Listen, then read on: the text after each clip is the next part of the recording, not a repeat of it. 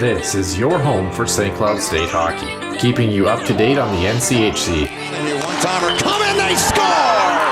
Ripped in! A bomb from Pervix! Women's WCHA. So Dana Rasmussen fires and she scores! Dana Rasmussen for the Huskies alongside The National Hockey League. Dwayne Kaprizov in for a chance to win it! He scores! Kirill, the thrill is for real! Welcome to the NHL, a game winner! And everything from the state of hockey. St. Cloud Cathedral is now 42.6 seconds away from wrapping up the school's first ever title. Welcome to the Huskies Warming House Podcast Den.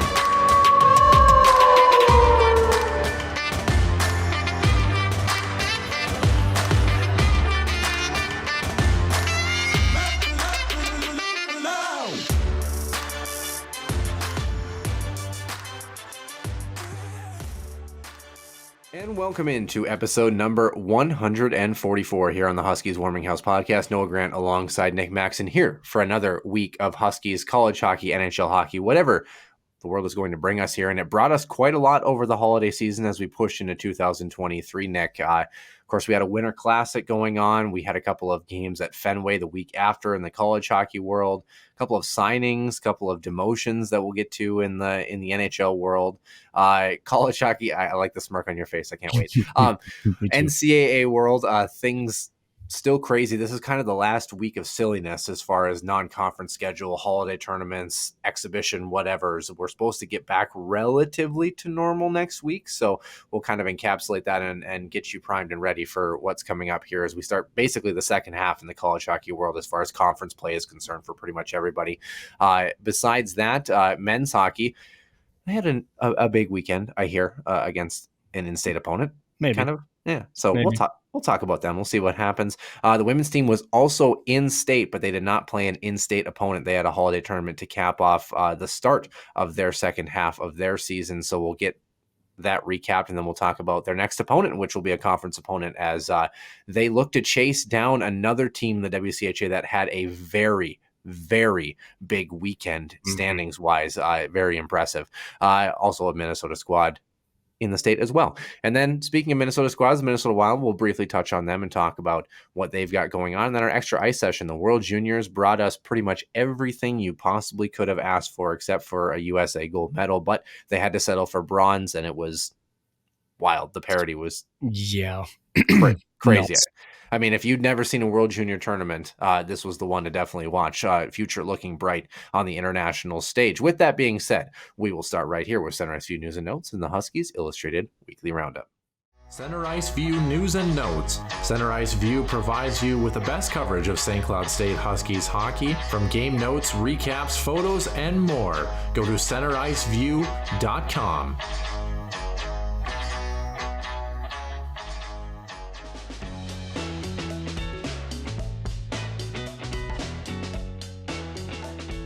And the Huskies Illustrated Weekly Roundup, Noah, and we're kind of going to roll through these here a little bit quicker than usual, just because we have a lot to talk about. Yeah. So as you mentioned earlier, the Winter Classic, right? Bruins winning this one 2-1, and you talk about wagons. This is a runaway train. Yeah, we're talking about the Boston Bruins. Holy hell, they just keep piling up the points in record fashion, she would say. 2-1, the final score. Malkin did tie the game late, or game tying goal half a second too late. Sorry. Can you tell my reading skills have been off this week? No. Tell me you didn't watch the game without telling me you didn't watch the game. Exactly. Pretty much.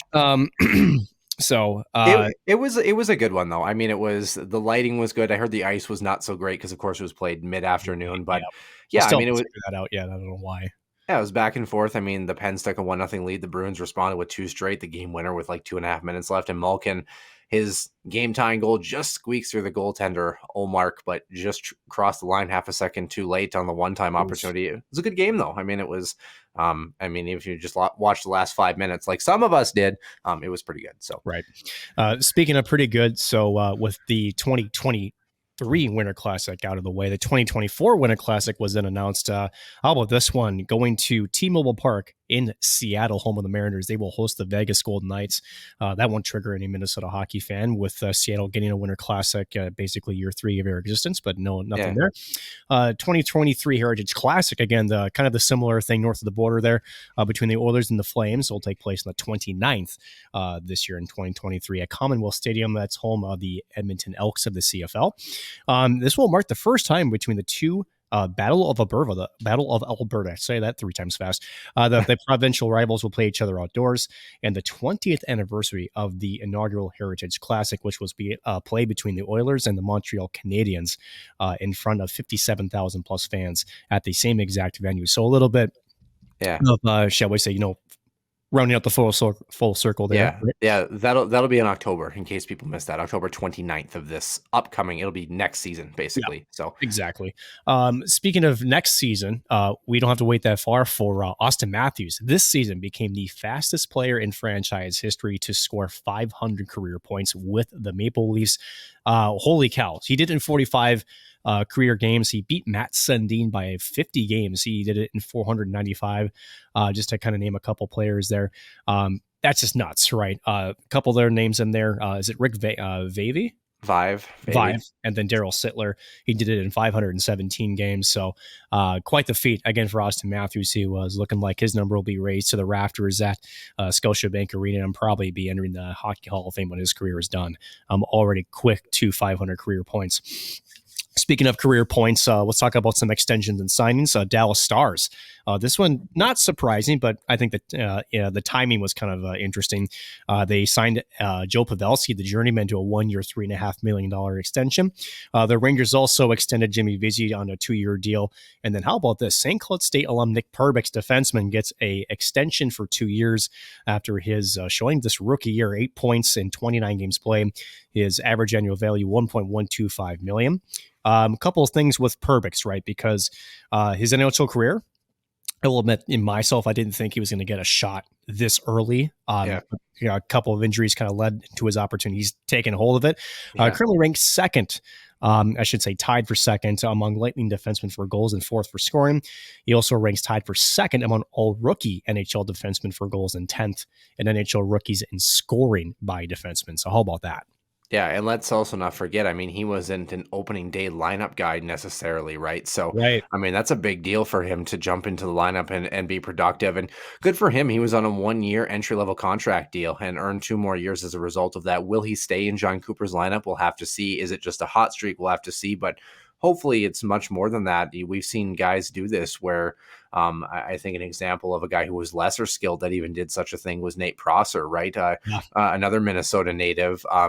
Is Nate Prosser also an Elk River guy? He is, yes. Yeah, they're both Elk River guys. So you look at that and the way that he carved his career out by, sticking to an identity and playing a role. I think Nick Perbix has always been lauded for his offensive capabilities in the back end. And if he continues to produce, he's a great addition to a Lightning lineup that apparently is still really good.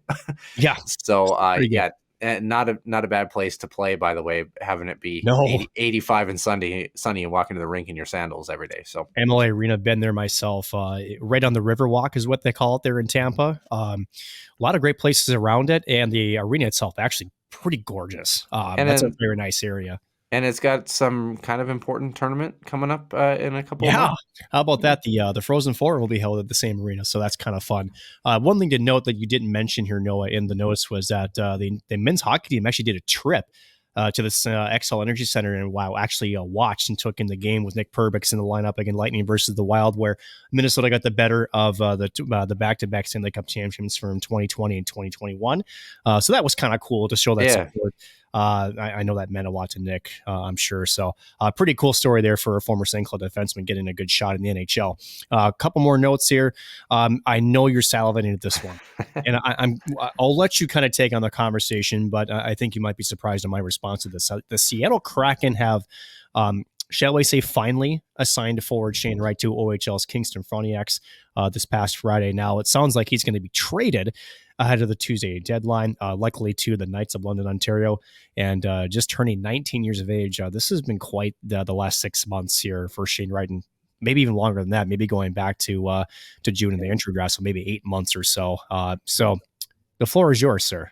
Well, I thought it was kind of funny when you go through Twitter. There's a lot of people who are like, he's going to bring such value to British hockey. Now he's headed to London and that sort of thing. And it's kind of funny to look at that. I mean, I don't know. I think it's just kind of the path that I think a lot of us saw to it. I don't think it's from my end of things kind of this nana boo boo type thing per se, but it's more of the sense of we kind of anticipated this because he needed to play a lot more. And I think the World Juniors showcased that, where even if he's playing guys who are predominantly maybe of a lower tier, and that's scary to say that when you go to the World Juniors, it's a lower tier, but it is. I mean, compared to NHL talent, and I think he produced and flourished so much that they recognized that this path was kind of the predetermined path for him a little bit ish in the last month or so. I don't think it was the case from day one with the organization in Seattle, but I think as things developed, they realized it was probably the right move.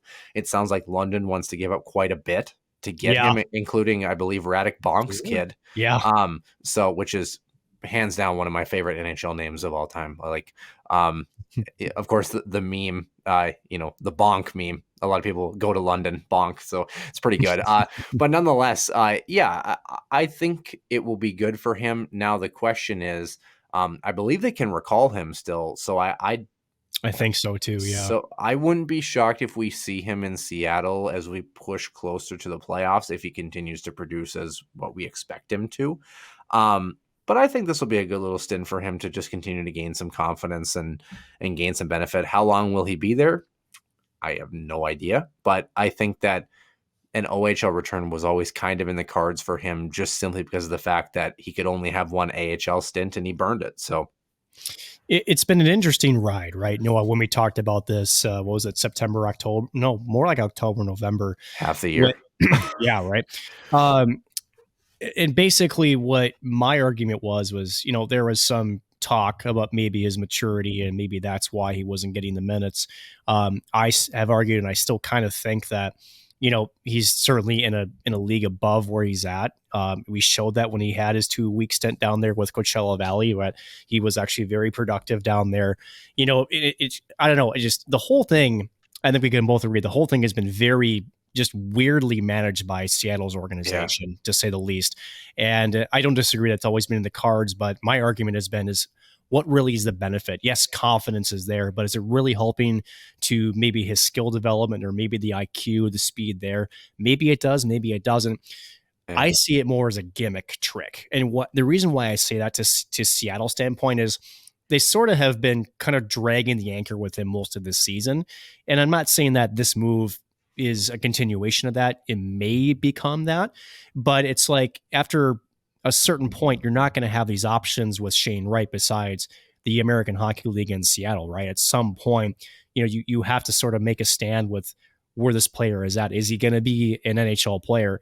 I would love to know the sort of the thought process behind how they've managed him so far this season. It just, I don't know. I think at first, we were kind of maybe under some false impressions. I'll full rightly admit that maybe it wasn't necessarily to the maturity level that I maybe thought it was. Yeah. But was the captain for Canada at the World Juniors, by the way. Right. So, so I think we can put that to bed. So at the end of it, when you take away some of those maybe wrong storylines, let's just call it that, it does, beg to wonder what Seattle's long-term game plan is. Yeah. I think that's the bigger question. I think it just goes simply down to ice time. I think just getting reps and feeling normal game rhythm. You can't do anything about the competition you play, but just because he's not playing against the best in the world doesn't mean that he can continue to develop, continue to be in the weight room and getting stronger, continue to work on his edges, continue to work on those little things that are going to make him better at the next level. And really, if you want to look at it this way, he essentially has a freebie half of a year, essentially, where he can focus his development on something in a league where he's not going to feel that pressure because he's going to produce unless something insane happens or he gets hurt, right? So I think maybe just the ice time, knowing that, yeah, you can ride him for 6, 7, 8 minutes a night in the NHL every other game and throw him up in the press box, or you can give him 30, 25, 30 minutes a night, depending on what the situation calls for special teams, and let him run, essentially. Right. And the other part of our argument earlier was, whereas your argument is, well, why is he not playing more in Seattle, right? And obviously what partly I think vindicates me a bit is obviously they don't feel like he's ready to play those top minutes in Seattle if they're sending him down to juniors, right? So, Yeah. whatever that is. And, right. and I don't think one thing we both missed, I don't think we expected the Kraken to be this good. No, not at all. They had a little bit of a down period, November, December. They picked it up again late, but and you kind of, I know that the team performance does play a small role in some of those decisions that are made with young players like a Shane Wright in this case with Seattle. But you kind of wonder, I don't know. I don't know if you can really, shall we say, put all the weight into that. It does make, some type of a difference now that Seattle is, in a top 3 position in the Pacific. I don't think any of us were expecting that. I think we thought they would be more competitive this year, but not in a top 3 position. Yeah. But you do kind of wonder too, if, maybe they're thinking that, okay, maybe we are going to be a little bit more competitive for a top 3 spot, if we're going to have to scratch it because we need maybe more experienced NHL players in the lineup that play a specific role, such as a shutdown role. We can't really, feed them to the wolves per se in that perspective and down the stretch. So maybe this is, I don't know if the safer path is the right way to put it, but if it ain't broke, don't fix it, right? And Shane Wright's not a 4th line guy. Maybe you throw a guy that's a 4th line guy in there and let him, keep the plus minus and the positives and, work on those things, and let Shane Wright, like we talked about, continue to develop and kind of, let the horses run, so to speak. We'll have to see. Nonetheless, though, second to last topic here, a couple of moves here. The Red Wings, Jakub Vrana cleared waivers after being reinstated from the NHLPA player assistance program back in December. He was subsequently assigned to the AHL Grand Rapids for a conditioning stint. Has not really looked sharp in that. It's been a while. He's only played in 30-some games for the Wings, has looked really good doing it, but has kind of had a really awkward journey. And on top of that, the Red Wings needed to clear a roster spot to accommodate Robbie Fabry's return to action last week. He hadn't played since recent ACL surgery. So Vrana, $5.25 million cap hit this year and next year before being a UFA. So you hope that he gets back to action. It might just take him some time, but I thought it was kind of notable that people have talked about the Red Wings saga. At one point, they were a playoff team this year, and now it doesn't look like they're going to be. Nedeljkovic was also assigned to the AHL a little bit, so I think they're kind of just looking for another rebuild as far as they're concerned in Detroit.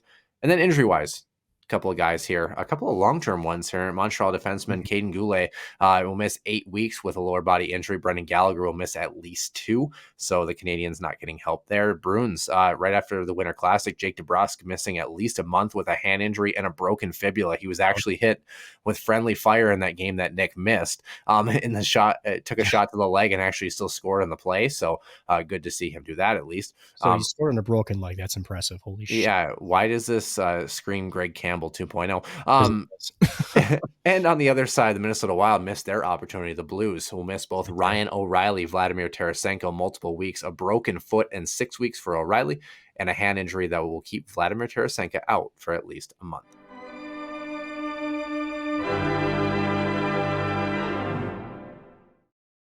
And welcome into episode number 144. Nick Maxon joining myself, Noah Grant. Nick, it's a pleasure to have you here on this Monday night. We have a Tuesday release here, of course, because we had a very important college hockey game that we had to cover here related to St. Cloud men's hockey. Sunday.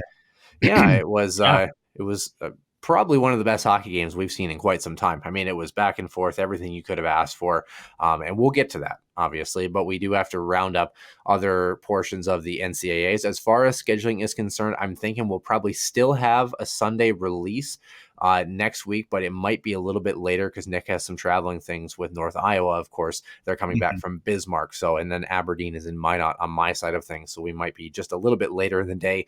We'll try to get it done before the Vikings play, of course. So we'll see. remember when you said they weren't going to make the playoffs? They did.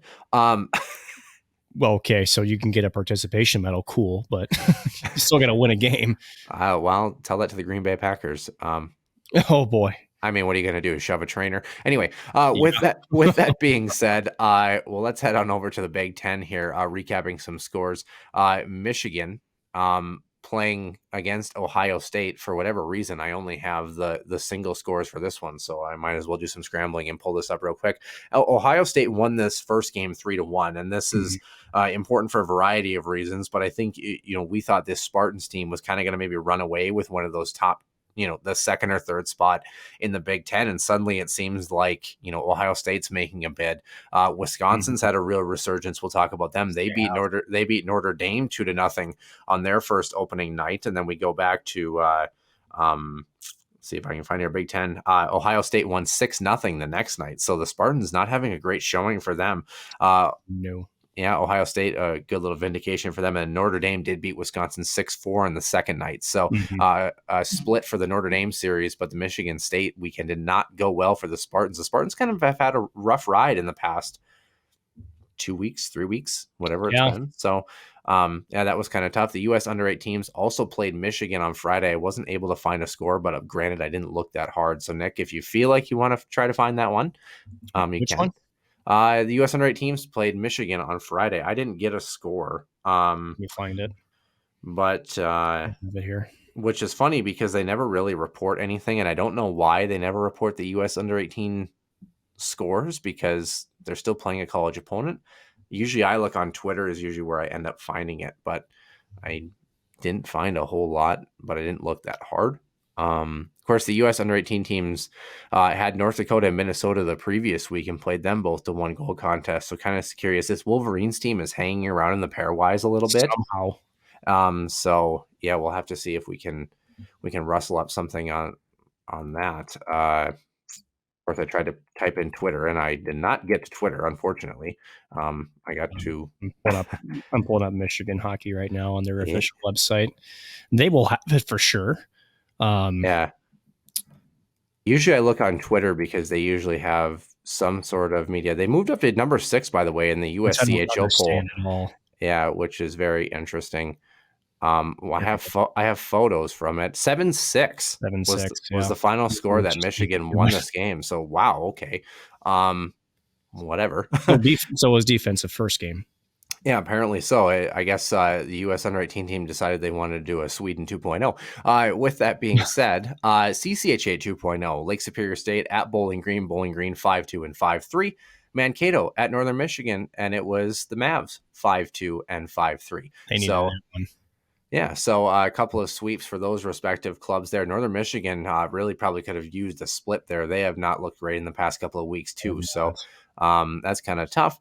Dartmouth traveled to Quinnipiac on Friday only. Quinnipiac won 3-0, so no upset there.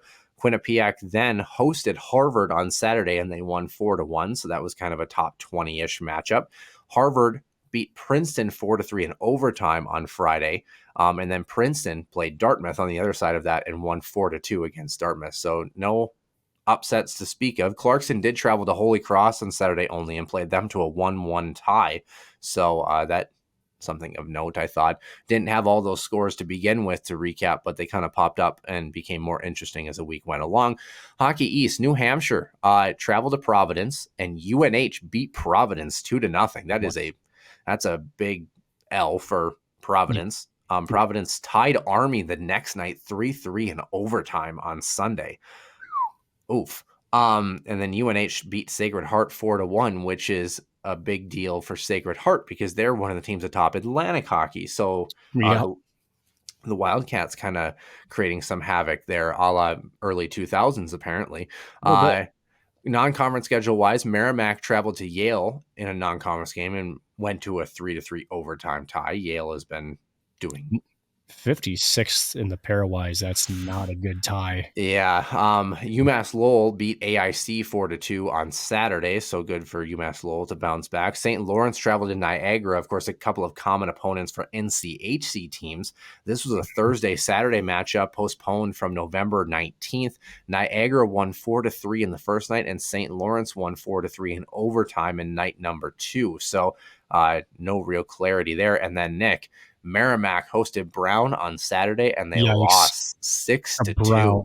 Boy, that's not. Yeah, Merrimack got crushed him in the pairwise. They were in the top 10. Now they're sitting at 10th. I'm surprised they didn't drop further. But for those playing the home game, Brown, in terms of where they sit in the pairwise, 44th. Yeah. Is a team called Miami somewhere around them, by the way? Miami actually, I think, is higher than them. I believe they're 41. Yeah. They are actually, Miami's 38. They've jumped. Yeah, well, that will give Huskies fans some solace, but Yeah. can anything really do that? I don't know. Um, Yeah. No, our not really. RIT swept Bentley 3-0 and 3-1, so Bentley no more upsets for them this week. Army traveled to Sacred Heart on Thursday. Sacred Heart 5-0 victory, and this was not anything to shout about, but what was crazy, Army player Eric Huss taken to Hughes Huss taken to the hospital after being cut in the neck by a skate. His life was basically saved by trainer Rachel Leahy, which she applied compression. I think it happened right in front of the bench. And they actually finished the hockey game, which is kind of wild. They had about 5 minutes left in the second, so they resurfaced, finished the last 5 minutes, had a 2-minute break, and then finished period number 3, which is kind of crazy. So, but they had to wait for the second ambulance to come back to the rink because you have to have an ambulance on standby at a hockey game always. Yep. So they decided to resurface during that moment while the ambulance was coming back. But good photos of him, of course, in his hospital room, and hopefully looks like he's looking better and better each day. But yeah, what a scary thing. My dad actually had the same thing where he got stepped on by a skate when he was in high school. Of course, that was way before neck guards or anything were a thing, but no college hockey player, anybody wears them really anyway, besides if you have a guy who wears like the turtleneck double covering, but not many do. Scary things. Have you ever seen, I had a teammate in high school who got stepped on during a JV game and cut his finger off. Have you ever seen anything that, yeah, they I laugh, but it's just like, it sounds like we're like writing a freaking horror movie script. Yeah. They actually, they put it on ice and in whatever, and they actually sewed it back on. He actually still has his original finger, which is, so it's more than Jason Pierre-Paul does. So that's unreal. I haven't, thank goodness. You see, I suppose maybe the more media heavy things that have happened. I forget the guy, which NHL player, but like, I think Richard Zednik and Clint Malarchuk. Yep. Clint Malarchuk. Yep. Yep. But yeah, not to me as a player, thank goodness. Because you just, there's certain, reaction stuff, as a human being, when you see something like that. And, I can only imagine the players themselves, Malarchuk and for Zednik, what must have been going through their heads when you can clearly see what's happening and knowing that you're in a life-threatening situation very rapidly. So, thank goodness I haven't been able to witness something like that. Yeah, certainly would agree. Well, what we did witness was almost a massacre. I kid. We're talking about Alaska Fairbanks, and that was probably poorly timed. Alaska Fairbanks and Notre Dame. We'll talk about this Fairbanks team in a few moments, by the way. Yes. But this is from last week. Fairbanks did beat Notre Dame 3-2 before losing 2-0 to the Fighting Irish last week, and that set us up for an interesting matchup this past weekend. Alaska Anchorage stayed in the East Coast. With Maine, and they lost a pair of 1-goal hockey games, 1-0 and 4-3 in overtime. So not the results they were looking for, but better. I mean, yeah, they hung with that Maine team who has disrupted a couple of Hockey East teams and ECAC teams. So again, I think the Seawolves are finally headed back across to their respective ocean.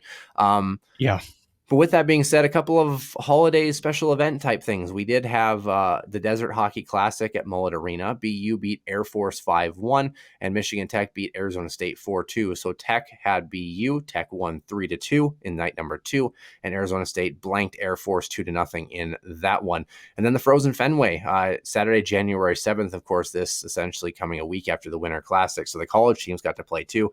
BC played UMass in the primetime game. They won 4-2 over UMass, and then UConn lost to Northeastern. This was actually a conference game. Northeastern won 4-1, and it was former Minot Minotauro and third all-time leading scorer in a single season, Houston Cartman, who got a 5 in a game for a face mask in this one. No shock if you know the way Houston Cartman plays. He pretty much racked up. He led the team in points and penalty minutes last year. So, there you go.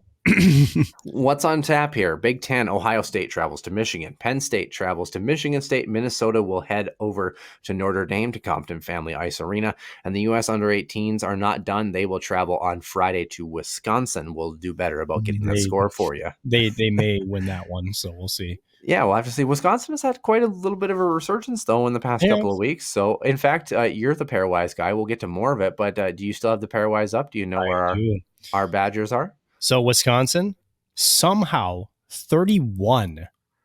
We say somehow, but besides the like 0-7 start to the season, they've been okay. Like, So, yep. So to give some context, 0-7. Since then, 9-6 since then. So they're 9-13-0. So they're still below 500. But I mean, put it this way. I mean, you can't say that there isn't a chance, right? No, because this isn't going to happen. And I'll eat my own words if it does. If Wisconsin continues to build and build and build, and they somehow shock and win the Big Ten tournament, they're in the dance. So it's not over for them. It's a very steep hill, but as you mentioned, they're trending up as of late. And if there's anything that might be more disappointing for the squad is if they end up playing some pretty good hockey towards the end, they're going to look back at that start, and they'll really kind of be the big anchor to their playoff sails, if you call. Yeah, if they have the Gophers again and could sweep them, that would be something. Would be, right? Yeah, I mean that would be, I would say, would be good for at least 5 or 6 spots. Yeah. And on the Gophers side. Yeah, on the Gophers side would not be ideal. CCHA 2. Not that Huskies fans would complain. CCHA 2.0. Ferris State travels to Lake Superior. Bemidji is at Bowling Green, and St. Thomas will travel to Michigan Tech. You're wondering about, well, where's my Mankato team? Well, they're headed to Arizona State for an independent matchup this weekend. ECAC, of course, not natural. Same with Hockey East. It's the only group that is not. They're back to normal, which is not normal. Clarkson travels to Harvard on Friday, and then Harvard has St. Lawrence on Saturday, while Clarkson has Dartmouth. So all these teams matching up. And then BU hosts Cornell for a single set on Saturday only. Hockey East, UMass travels to BU on Wednesday. Providence gets Merrimack, so keep an eye on that one. Northeastern plays UConn on Saturday only, and New Hampshire plays UMass on Sunday, so we won't have a score for that, but it is coming up this weekend. Atlantic Hockey, Bentley at Niagara, and AIC at Vermont, single game set on Saturday only. And then other independent games, both involving Long Island. Princeton will host Long Island on Friday, and Quinnipiac will travel to Long Island on Saturday. So, yeah, we're back to relative normal, so to speak. NCHC wise here, Nick. How about the Fairbanks Nanooks? Yeah, about that. Man. Oh, Denver dropping to 5. They were at 7 at one point and crept back up to 5 in the pairwise. 3-1 Fairbanks winning night number 1, and DU wasn't happy. A 7-2 victory for the Pios in night number 2. If you're a Huskies fan here, this is where you're chomping at the bit, because St. Cloud has nothing but NCHC opponents the second half. And really, the teams that you're paying attention to really, I guess pairwise wise, among other things, are the team that you have this weekend in Colorado College. Yep. That's one that you really want to take care of. But if you're a Huskies fan, it doesn't help you conference wise, but pairwise, this could be the difference between a 1 seed and a 2 seed for this St. Cloud team if they get the job done here. Were you shocked to see this? Or Fairbanks is up to 18th in the pairwise. So. Yeah, I still think I was shocked. I think most of the college hockey world was shocked with this. It's not to take anything away from Alaska at all, but let's just say on paper, they're just overmatched, right? Against Denver. There's no denying that. You would think. But again, you still got to go out and execute a 60-minute game plan. And I didn't watch the game, as like I didn't watch the Winter Classic. But at the end of it, a couple of things. First of all, Denver only scoring once in Alaska, which historically has not been a very heavy defensive team, is curious. And so you kind of wonder with the second score, 7-2, with maybe David Carl, maybe the message was you maybe, shall we say, didn't perform to your potential. Maybe on Friday is the best way to say it. Obviously we don't know that, but that's a big one for Fairbanks. That's a huge one. Yeah, they gave Denver fits last year. It was, I believe, a 4-4 tie last year. Alaska dropping down to 21 after yesterday's results and the day before as well too. So, but they were in the top 20 at one point. Can't imagine they made the poll. I don't see them. No. Denver is actually behind St. Cloud in the poll. We'll get to that as well too. We'll maybe touch on that with the pairwise. Probably did help a little bit, but again, the polls mean nothing. Yeah, certainly not.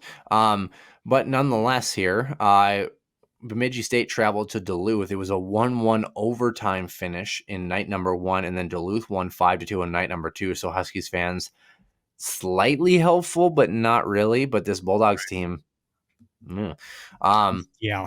How about this scare though? Lindenwood at North Dakota. Lindenwood in both of these games had a lead. UND had to claw back from a 3-2 deficit in the first night to win 4-3, and then 4-2 victory for North Dakota in the second night. Yeah. This North Dakota team, Nick, is it fair to say they're not good? I don't know about that yet. And, they're a young squad, right? And they just haven't put it together in all facets of their game yet, right? And maybe it's because we're in the same, conference, the NCHC, and we're just like, wait a second, at some point the finger's going to snap and this is going to be a freaking wagon of a team, which they can do, right?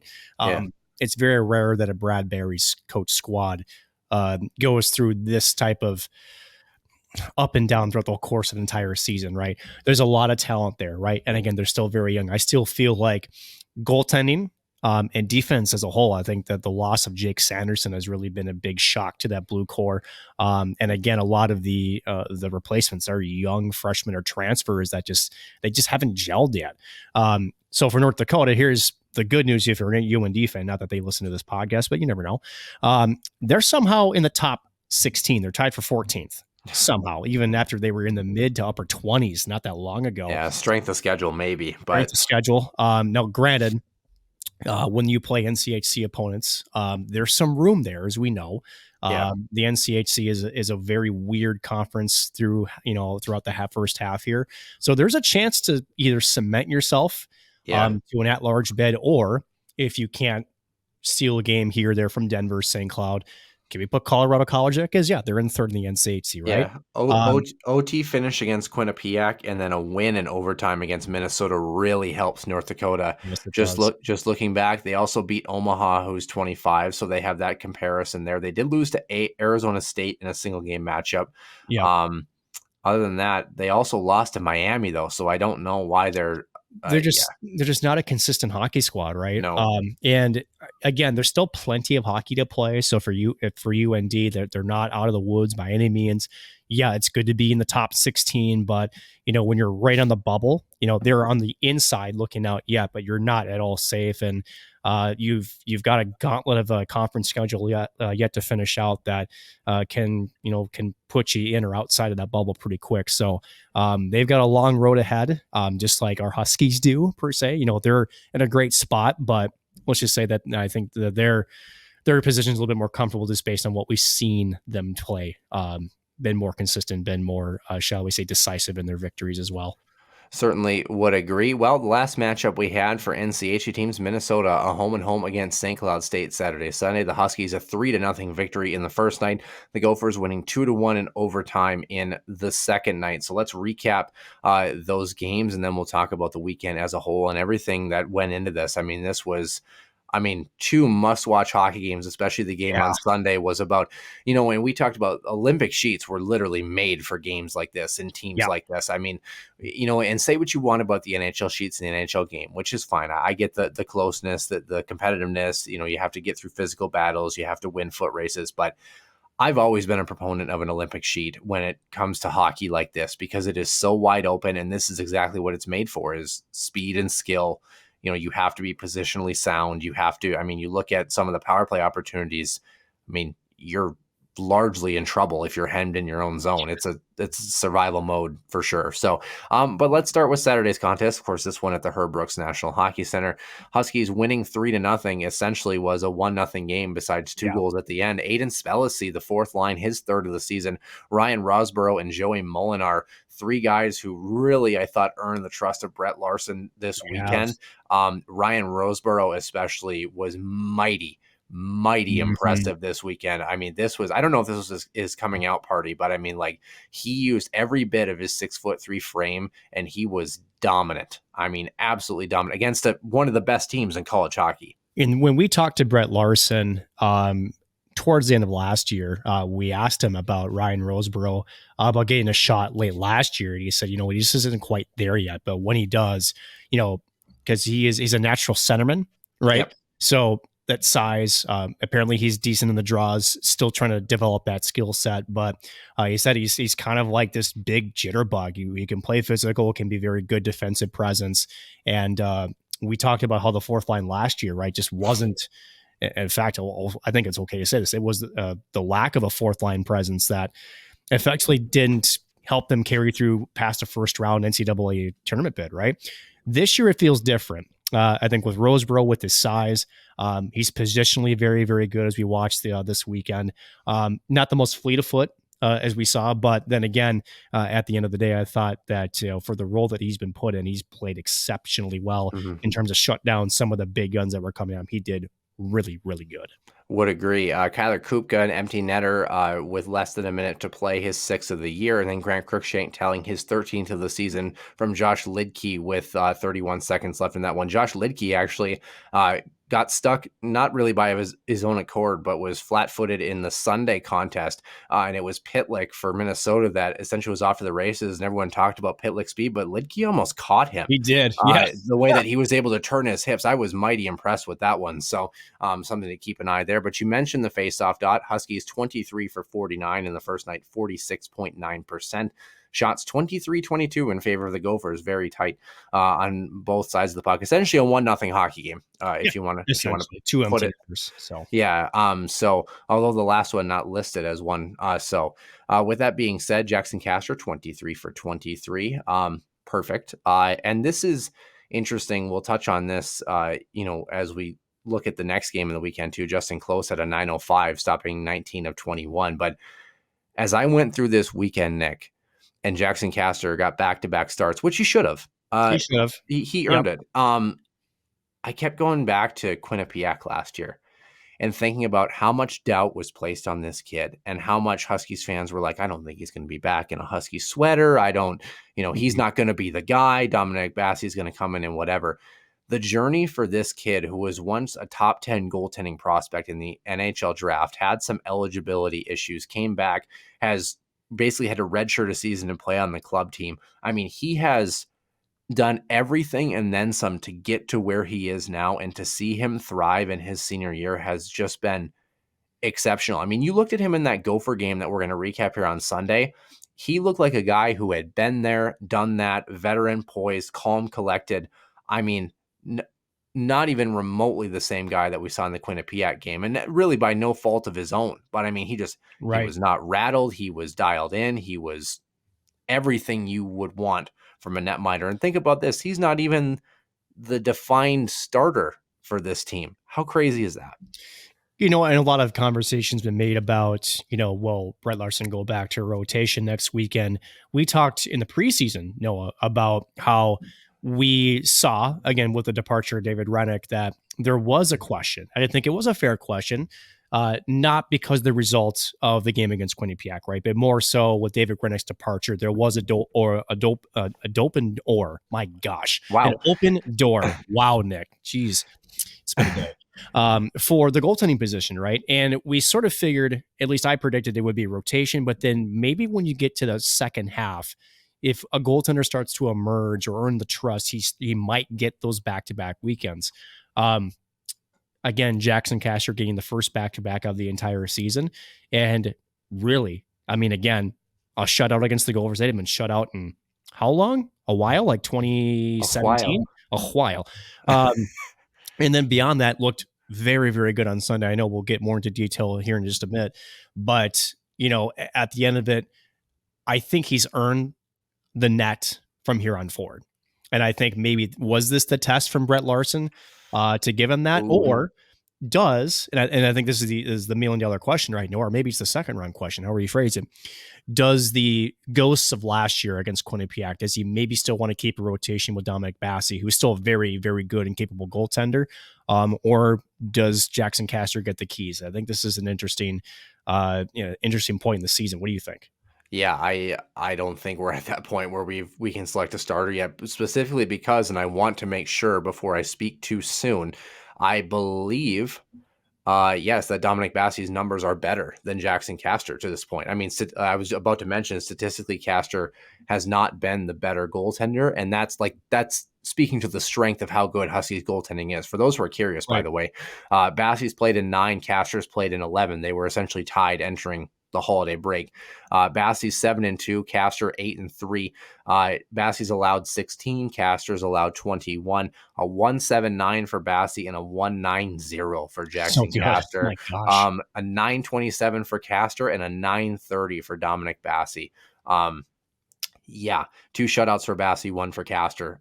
That's what I'm saying is how can you look at that tandem and say you want to pick one guy? They've just both been electric. And I think that it's a great problem to have, something that Brett Larson really hasn't had in his tenure. Even his first year here, I mean, he kind of had it with David Rennick and Smith, but like it wasn't really It wasn't a for sure rotation.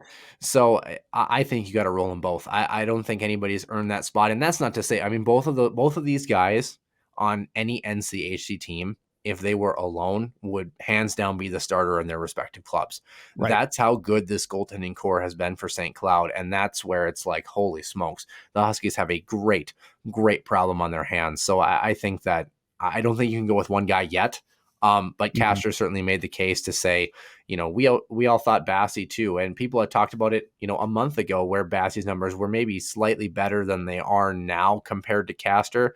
And they said, oh yeah, Bassie's going to be the guy as we enter the second half. Well, not to be. And this is where both of these guys have pushed each other.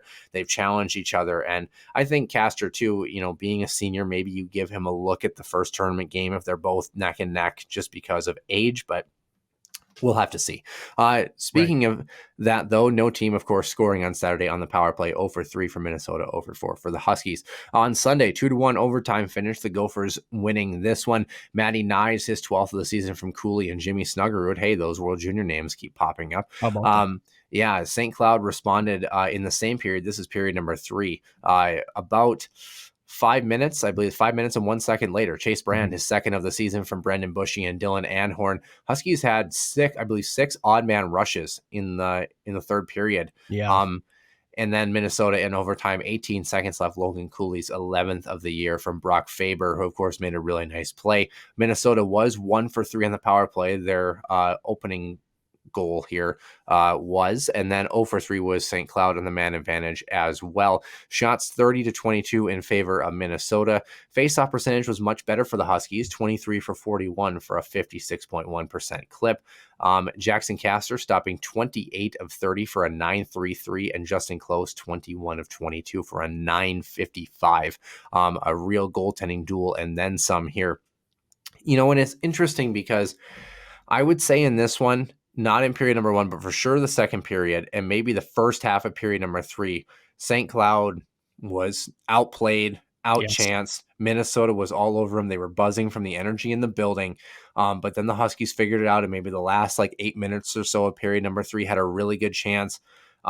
Missed calls both ways. I don't think that you could really pin it on one. I think the tackle in overtime kind of stunk. If you were a Huskies fan watching, I believe it was Lidke, if I'm not mistaken, trying to pick his way out of his own zone. But that's where you want to move a puck up, puck possession versus, alleviating pressure kind of thing. But the Huskies, nothing to hang their heads about. They played the best team in the country and almost swept them. I mean, it was everything that you could have asked for. You had the World Junior kids in the lineup. They all look exceptional. Dylan Anhorn made about 3 or 4 grade A stops in that game defensively. He looked good. Jack Peart was up and down, but I thought as the game wore on, he got better too. Yeah.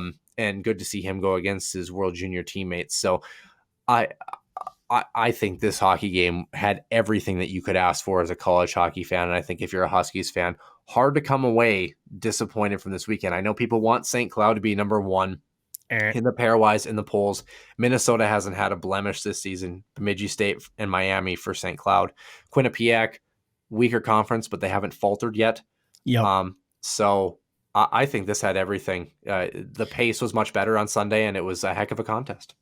It did, and as I tweeted out earlier, they didn't give up an even strength goal to the Gophers all weekend. It was a power play goal and then in 3-on-3 in overtime, which for those playing the home game, that doesn't happen in the NCAA. You don't get 3-on-3 in overtime. And it took 5 periods for the Gophers to score. Yeah, so you don't do that to a loaded squad. And just to kind of recap some of the things you said, the second period they looked a little bit at times a little discombobulated, disorganized. They were definitely hemmed in. I think a couple of times. you wish maybe if you're a head coach, you get it off the glass and out just to, kind of relieve the pressure valve instead of, trying to skate forward. I know that you want to counterpunch and you can't just keep doing that. But sometimes, again, when you're in, heading your zone for 90 seconds, sometimes you just got to get it out. Right. So I think really the only blemish for St. Cloud really probably was the power play. 0 for 7 the whole weekend, where you had maybe a chance to maybe pad a lead in game night number 1. You could have used it to either take a lead or crawl back or maybe take a lead in game number 2. But again, only one special team goals, and it was the Gophers again in night number 2. And you talked about the flip side of that mediocre PK that really looked really good this Really weekend. good. And defensive structure, especially on Sunday, bending but not breaking, especially with that big ice sheet. Were there a couple of scares? Yeah, I thought so. Yeah. But I thought as a unit, as a collective box, essentially roving, with the roving box, or essentially the triangle +1 in some senses, the way that they set up, this Gophers team knows how to move the puck and they know how to utilize that big ice sheet well. And I thought St. Cloud, it was one of their better penalty killing weekends, albeit giving up that goal. And then on top of that, pretty tip play. Just defensively in general, I thought even though they were under duress, I almost didn't feel worried about it.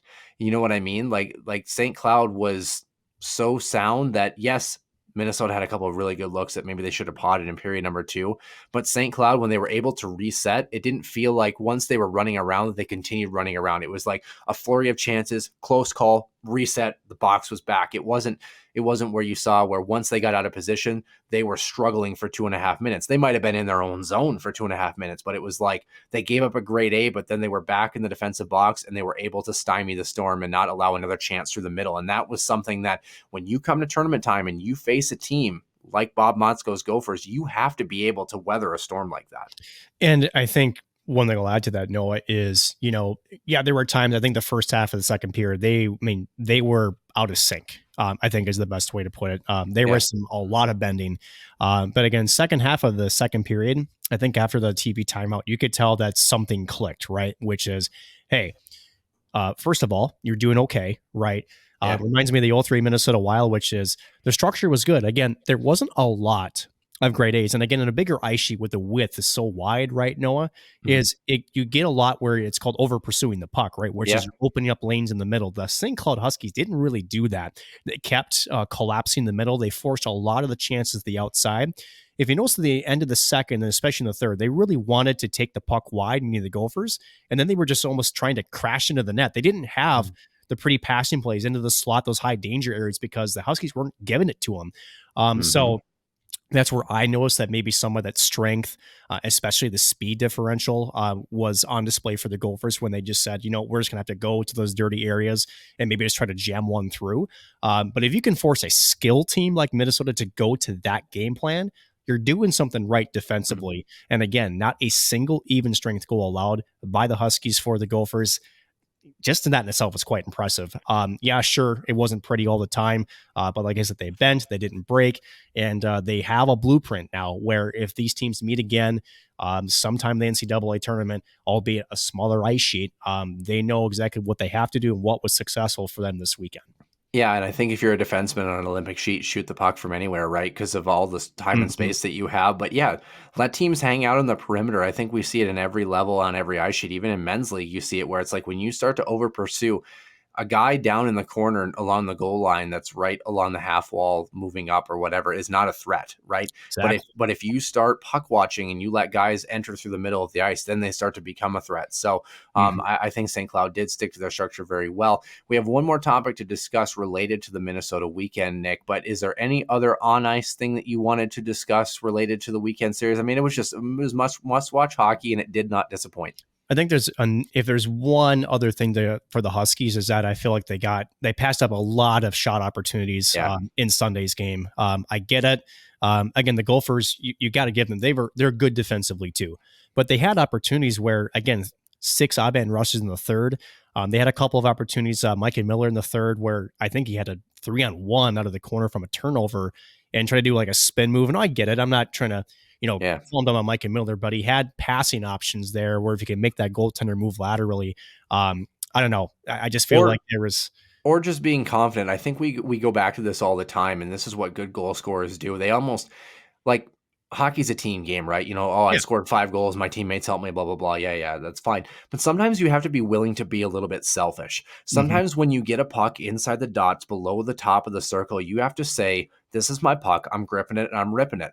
And you have to realize that you shoot the biscuit 90, 95, 100 miles an hour in some cases. It's like, you're in a prime scoring area. You run this in practice all the time. I know you're shooting this puck in practice all the time when you're in this area.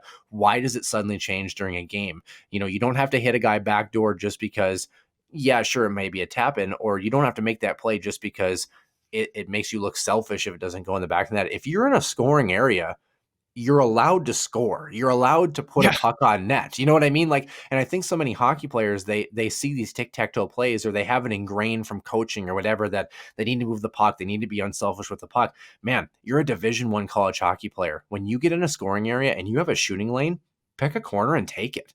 There's nothing wrong with that. No, and to build off that, right? Noah, sometimes you can create havoc by putting a puck on that, right? Justin Close a few different times wasn't very clean with his rebound control, especially when shots were coming through.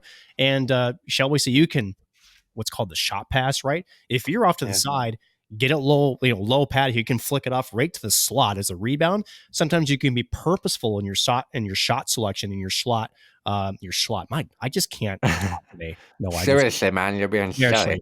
silly. But you can select your shot in terms of where on the net where you're going to get a rebound off the goaltender because it's a reflective save, right? He has one option, that is to essentially just stick the pad out, and that's going to lead just by a geometry a puck going into a high danger rebound area. So you can use that to your advantage too. So it's not the worst thing in the world, but come tournament time, you have to prioritize shots to the net, make that goaltender make a save. And if, again, Dave Shyek, the grease pan goals, it's what we saw the Huskies do quite a bit in success that got them to their national tournament runs. So maybe simplifying it a bit there, but yeah, like you said, they need to shoot the puck more and be, like I said, more selfish at times. So I thought that St. Cloud had won the pairwise battle with the overtime finish, but as I look, RPI belongs to Minnesota, and of course that's where those other games, Well, they along won with. the pairwise battle between the two of them. So I thought that, but head to head it says 1 = 1 here. So How the hell is that possible? I don't know how that is either. But nonetheless, it says 2-2 on each side. So it says head to head, each team gets a point. Minnesota wins RPI, St. Cloud wins common opponents. I thought they changed it where if it was an overtime win, that was. I thought so too, and maybe this just isn't updated to reflect that system. But nonetheless, at worst, St. Cloud tied Minnesota in the pairwise, and the tiebreaker is RPI, which Minnesota has a better RPI because they don't have a blemish the rest of the season. But St. Cloud might have that extra edge too. But nonetheless, a very successful weekend for the Huskies. You can't doubt that. St. Cloud moving up to third in the pairwise. We'll touch on that in just a few moments. The other piece I want to touch on before we preview what's on tap here in the NCHC, of course, standings didn't change. They will next week, obviously.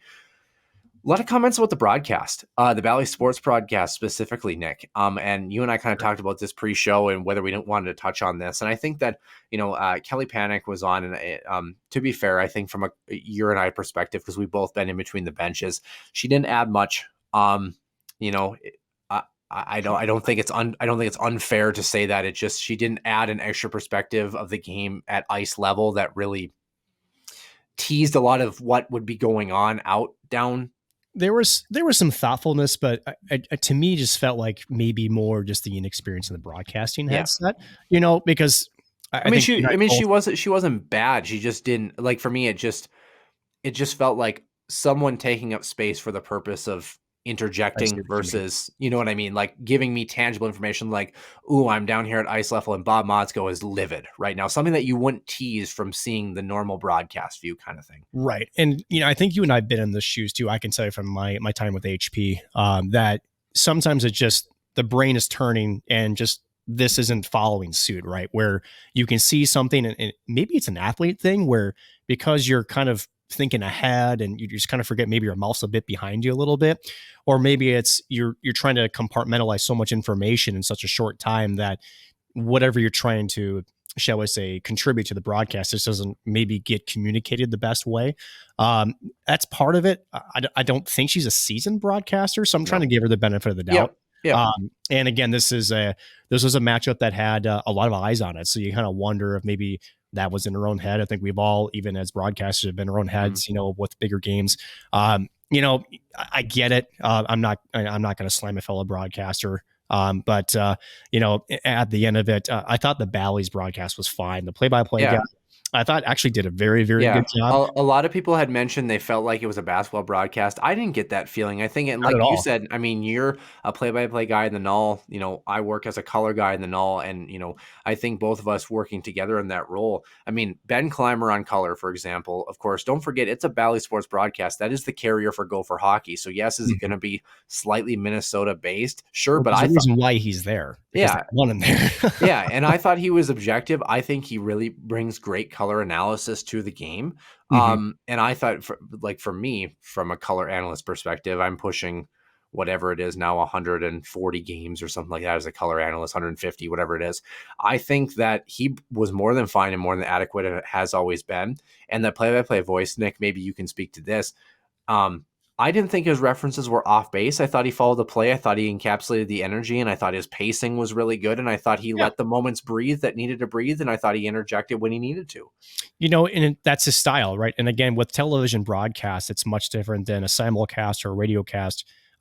It's almost like you can actually talk too much in a television broadcast. It's almost like you're just kind of picking things here and there that you feel like are most important at the time, and trying to get in essentially the most concise way of explaining what's happening, right?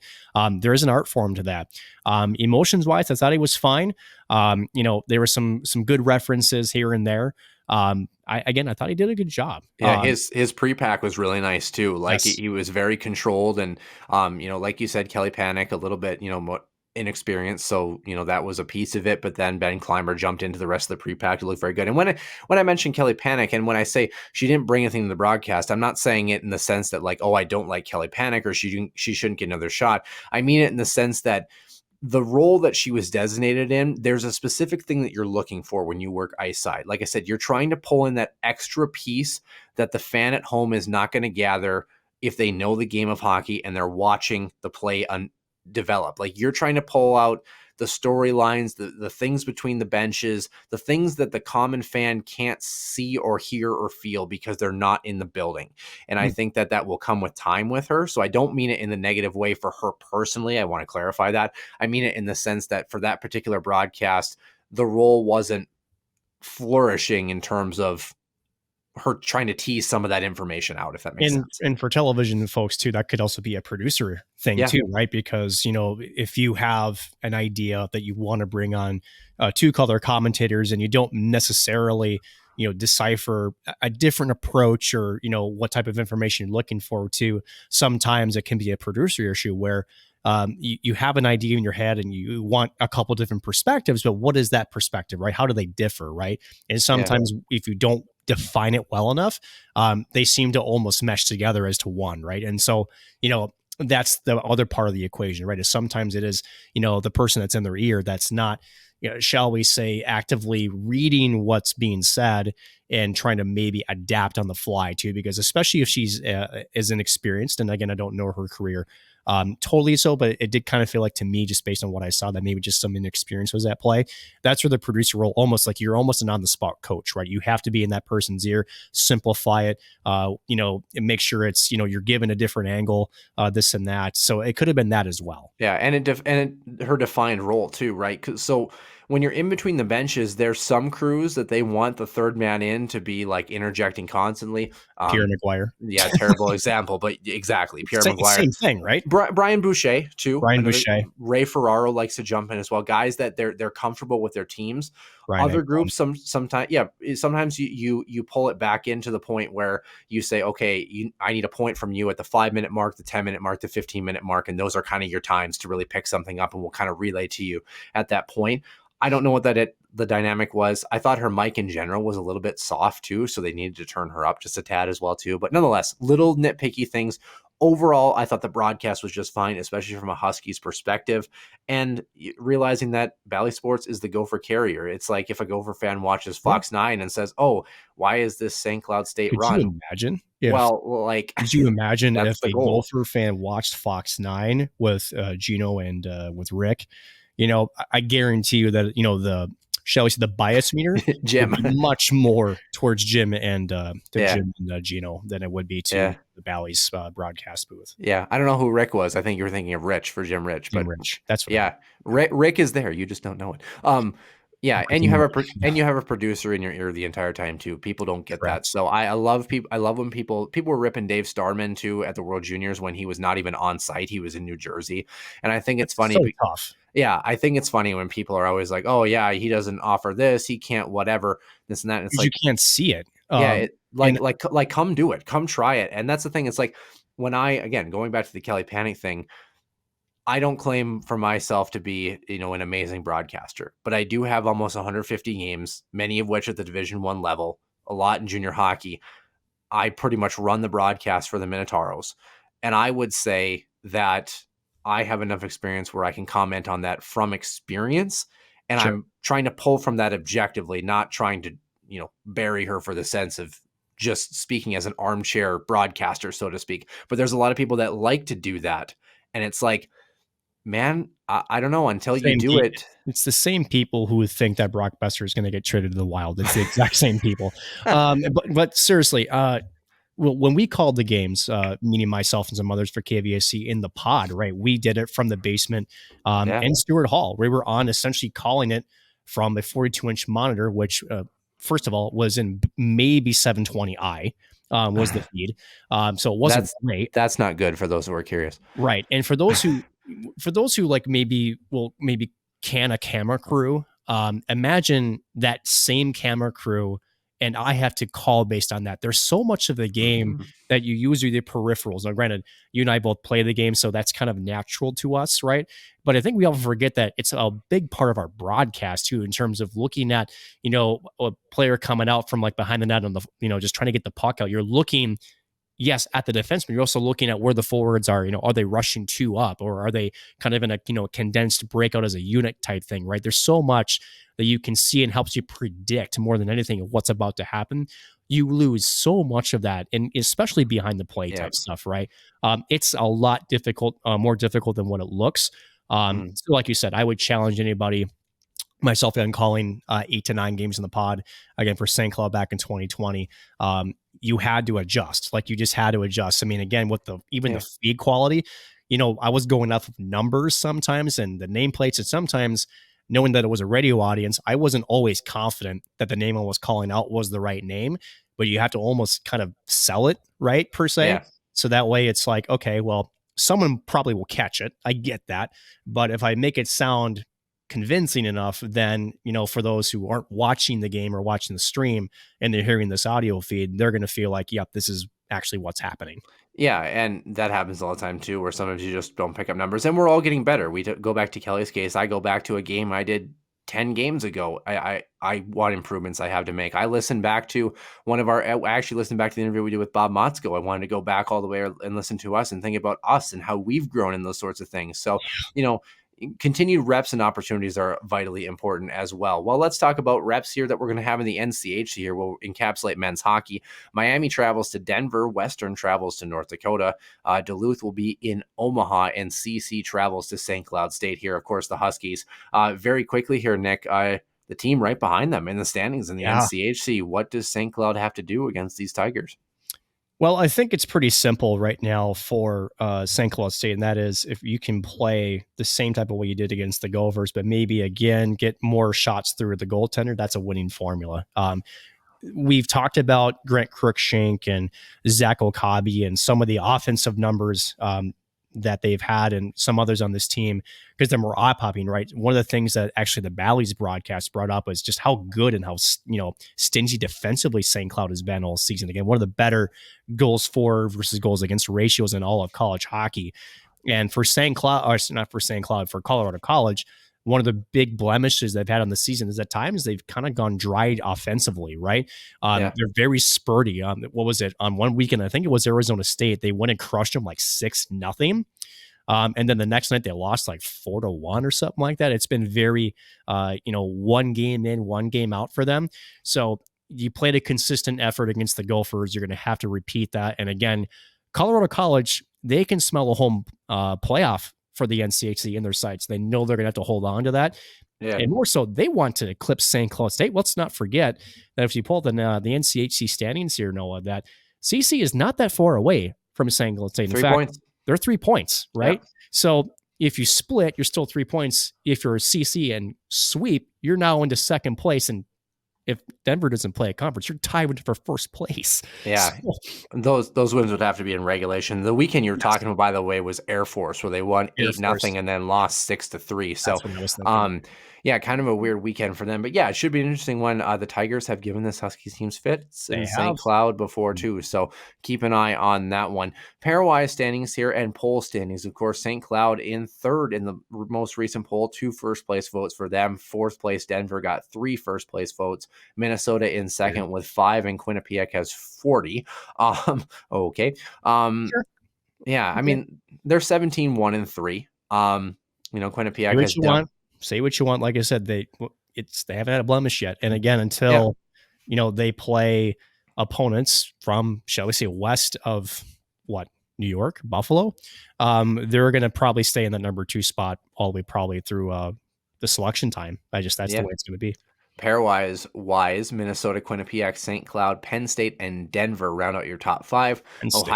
Ohio State, Michigan, BU, Harvard, and Merrimack at 10, both in pairwise and polls still, so they're still hanging around here. Mm-hmm. Cornell up to 11 in the pairwise. Actually curious to see what this Cornell team does. They have a couple of comparisons against NCHC teams that help them a little bit.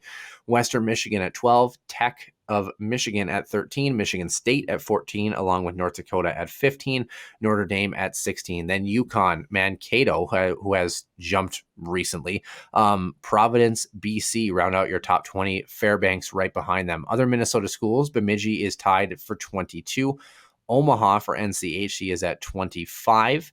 Duluth is at 30. CC at 31, along with Wisconsin, like you mentioned. Miami at 38. So CC actually did jump quite a bit recently. St. Thomas is at 47. So keeping an eye on that one. Nothing else really to note. Alaska Anchorage has slightly improved to 53, which is cool. But with that being said, I think that maybe encapsulates everything we want to talk about as far as the men's side. Let's head over to the women here. We want to give them a fair amount of time. Minnesota Wild stuff will probably cruise through pretty quickly. Women's side here, a couple of tournaments to note. Finland going 4-0 in the Five Nations tournament. This was in Ängelholm, December 13th through the 17th.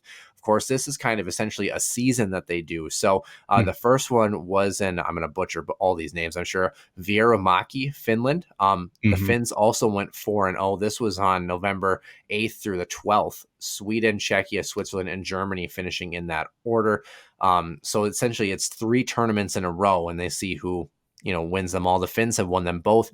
This last tournament, a couple of Huskies in there. Janina Newland, a top 10 in tournament points, had 2 goals, 3 assists, 5 points. She was tied for 4th, along with Klara Himlerova for Czechia. She led in goals and points for her respective team. 3 goals, 2 assists, 5 points. A team best +3 and a power play goal had her tied for 4th best points in the tournament. Sania Hola in net for the Finns as well, 2-0, a 909, which was 6th in the tournament, and a 1.00 goals against, which was tied for 1st and had a shutout against Germany. So pretty impressive. Laura Zimmerman, 3 goals for the Swiss, was 3-1 in that tournament. And is it Svenja Vogt? Is that how I say it? Yep. Vogt. Okay. 4 games for Germany. The second youngest player on the team had 2 shots on goal, did not register a point, but pretty impressive showing for the Finns, we'll keep an eye on that one. This was a tournament that we kind of wanted to encapsulate, but we've been keeping an eye on this one. Of course, other hockey going on, the under-18 Women's Worlds going on right now, January 8th through the 15th in Östersund, Sweden. Team USA joins Canada, Finland, and Sweden in Group A. Czechia, Slovakia, the Swiss, and Japan are in Group B. The U.S. beat Finland 8-1 earlier today. So we'll keep an eye on that one as much as we can. WCHA-wise, though, Nick, rounding this up from last week, Wisconsin split. This Badgers team had a tough one. They split with Quinnipiac. They won 3-0 and lost 3-0 last week, Saturday, Sunday. And then they played a team called Duluth, and Huskies fans, probably one of the few times they were cheering for the Badgers, they got no help Saturday and Sunday. Duluth 3-1 and 1-0, a sweep of the Wisconsin Badgers. In fact, I know they had a great team the past couple of years, but I wonder the last time Duluth has swept Wisconsin. I should go back and look at the The historical. last time that Wisconsin was swept too, that was going to be hard to find. Oh, I bet you Ohio State maybe or Minnesota probably had them. Maybe, yeah. Yeah, but nonetheless, that's a huge blow. Not necessarily for Wisconsin, actually. I know they might put them at a touching distance of the top spot or top two. It's a big blow to Huskies fans here. Yeah. You have a 6-point gap now that has opened up into a 7-point gap, or 6 points this weekend pushed it to a 7-point gap, I should say, for the Huskies trying to chase this team down. So not ideal. RIT traveled to St. Thomas, and St. Thomas outscored them 8-1 in the weekend. Mankato beat Lindenwood by a combined score of 13-2. Bemidji State and Ohio State were both off. And then Minnesota and St. Cloud were in the East-West showcase. Yep. The Gophers played Merrimack first. They won 9-2 in that one. New Hampshire in night number 2, they won 8-1. Huskies were flipped. So they beat New Hampshire 3-0 in the first night and 3-1 against Merrimack in the second night. So we'll get to the standings in a moment. But first, that Friday night win over UNH, the Huskies, outshooting them 25-24. They were 1 for 4 on the power play compared to 0 for 5 for UNH on their respective chances. 45.6% in the dot, 26 for 57. Jojo Chobak stopping 24 of 24. Perfect. Both Huskies netminders, both 3-0 wins in their first games of the weekend with shutouts. Nikki Harnett on the other side, 22 of 24 for a 9-1-7. Not bad. No, not at all.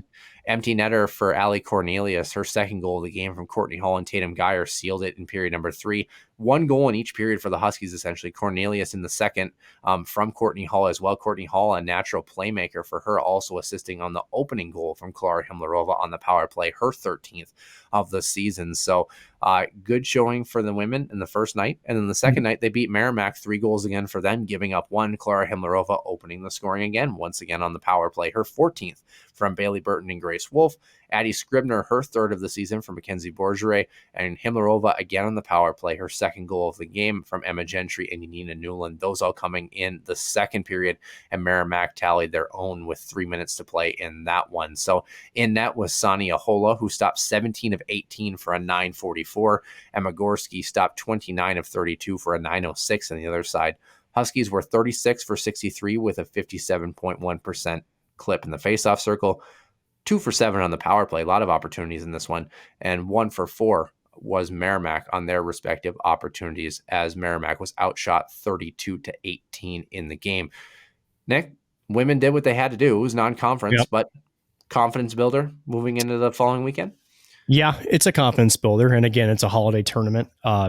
If anything, you're just trying to make sure you get back on the right track. And, they did that again, 6 goals for, 1 goal against in the weekend series against 2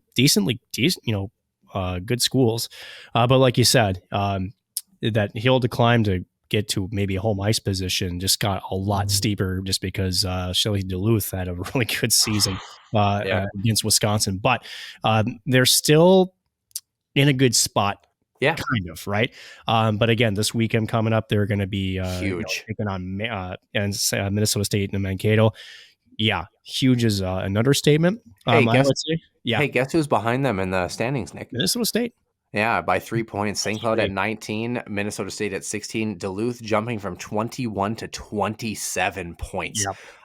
Big deal for them. Wisconsin is within touching distance of Minnesota and Ohio State. Just depends if they run out of weekends, basically. Minnesota will, because I'm not sure what the head-to-head is, but for St. Cloud, if you get 6 points, and granted Duluth, if they stumble, right, which they probably won't, but if you do, that only gets you up to, it gets you within 2. Because right now it's an 8-point gap. But Duluth has looked nice, pretty strong. Unfortunately, Duluth has the worst team in the conference. They have Bemidji at home. So that's Wisconsin travels to Ohio State, though, so a big weekend for the Badgers. They need to take at least one, if not both. St. Thomas will travel to Minnesota, and like we mentioned, St. Cloud will host Mankato. Minnesota and Ohio at 41 points, respectively, in that order. Wisconsin at 37, then Duluth, St. Cloud, Mankato, and then St. Thomas at 8, and Bemidji at 3 as we get ready for the second half on the women's side. St. Cloud, you want to give yourself a good chance to, unfortunately, but unfortunately, face Duluth in the first round of the playoffs. Yeah. Yeah, you got to take care of Mankato here this weekend. This is a big one. It's a big one. And, it may not be home ice, but maybe can we avoid the big three, right? Can we give ourselves a chance, right? Because at the end of it, this team under Idalski's leadership, again, 13-10. So they're over 500. It's been a while since we've said that at any point, especially now we're halfway through the season. A lot of players, including the folks you mentioned, Rahim Larova, who else am I thinking of? Yanina Newland. They've already had career-setting Taylor Lind. Lind. So you know what's interesting too, and here's my question. Not the Huskies, I think, have a really good shot at 5th place for sure in the WCHA, which we talked about will be a very successful season. Do you want Duluth or Wisconsin in that first round? I almost don't know, because Wisconsin has had a couple of scares, including from St. Cloud. Duluth has given them fits. They've had a couple of weekends where they've been lights out and a couple of weekends where they've been kind of meh. And I still think you want Duluth. And I say that not because it's, and I get it, right? There's hockey sometimes is about momentum. Wisconsin, as you mentioned, hasn't been maybe the most dominant team that we're used to seeing, again, with a couple of their scares. But when it comes to tournament time, that's a Wisconsin team that's true, tried and tested in terms of, having playoff experience, especially WCHA, and then again on to multi attempts at a national championship berth. Whereas I think Duluth doesn't necessarily have that pedigree yet. So I think if you're at least trying to say, hey, we've set a benchmark, even if you lose that first series, if you can take one game out of it, or maybe give yourself a better chance, I still think Duluth is the better opponent. Yeah, you've got to get through everybody to have a chance anyway. So yeah, exactly. It is what it is. Let's move on over to the Minnesota Wild here, our last topic in the main portion of the show. We'll cruise through this quickly. Basically have 3 games to recap, and then a little bit about the All-Star game here, and then we'll head on to our extra ice session. Going to be a bit of a longer show, quite obviously. 22-14-3 are the Minnesota Wild with 47 points. They are 3rd in the Central with a +14 goal differential. They did not change in that regard from last week. Colorado is 1 point back with a game in hand. Both the teams play on Tuesday. So when this show comes out, what's on tap? Well, how about the past week? First, Tampa Bay 5-1 victory for the Huskies against Nick Perbix's club. Buffalo 6-5 overtime loss in Buffalo. That was a crazy hockey game. And then St. Louis 3-0 loss. A sick Philip Gustafson, banged up squad a little bit. A St. Louis squad that's banged up too, but they've been up and down, just not a great showing for this group in that last one. They have the New York Rangers in New York on Tuesday. Then they are at the New York Islanders on Thursday, and then they will be at home against Arizona on Saturday before a 3-game Southeast road swing the next week. They've had kind of a nasty schedule. It stinks that they were in Buffalo, and then they came home, and now they're headed back out to the East Coast. I don't really get that, and then they're going to come home against Arizona before heading to the Southeast Coast. I don't understand. But nonetheless, they are 6-3 in their last 10. Gustafson played yesterday, albeit very under the weather for the past week. Marc-Andre Fleury took a leave of absence that'll go through Tuesday morning, so he'll join the team on Tuesday. Got a pretty bad phone call, I think, on December 31st, some not so great news. And then on January 7th, another phone call hours before that game, and just hasn't been good. So you hope that he's doing all right. So this Wild team, they didn't play a ton. Kind of hard to evaluate with injuries and whatever else. I thought it was an okay week given the circumstances. St. Louis left a little bit to be desired, but really not a great circumstance. No, and Buffalo, I mean, they didn't really look like they were on the same page. In Buffalo, and granted, they battled to get a point out of that game. They had some puck luck on their side a few times here and there, but yeah, St. Louis, that was a bit disappointing. Again, 11 forward, 7D down Greenway, and as we've seen, even especially early part of the season when that grief line is not intact, they're just not the same hockey team. Yeah. And then still with the absence of Matt Zuccarello, you can tell that Kirill Kaprizov is, you can say, fighting it a little bit, even though Matt Boldy. How close has Matt Boldy been to lighten up the score sheet so many times he just can't get one past? You kind of get the feeling that if he gets one, that maybe more the waterfall might just, or the dam will just break. But he's been. Well, don't worry. Kevin Fiala had a hat trick the other night for LA, so it's fine. Yeah, it's okay. At the end of it, yeah, it wasn't. It was. Especially against St. Louis, that wasn't great. But again, circumstances wise, which unfortunately doesn't matter when you get to the end of the season. That one stung a bit. because it was a great opportunity to really kind of put St. Louis like almost to bed in terms of the Central Division. Now they're still within a stone's reach of a top 3 spot. So the next couple of games out in New York, and then again home to Arizona, then a road trip out to the southeast part of the U.S. These are going to be some very important games before the All-Star break to try to see if you can't get some points padded up, because the schedule's only going to get worse post All-Star break. Of course, Sunrise, Florida, where Minnesota is headed in the following week, will host the festivities for the All-Star Game. Skills Comp on February 3rd, All-Star Game on February 4th. So a little bit about the All-Star Game. Fans can vote for the 3 remaining players for each division, 2 skaters and 1 goalie in every lineup. That will run through January 17th on the NHL website, so check that out. Otherwise, the preliminary rosters are set for the Central. Kirill Kaprizov is there for Minnesota. Clayton Keller for Arizona, Jason Robertson for Dallas, Tarasenko for the Blues, provided he's healthy.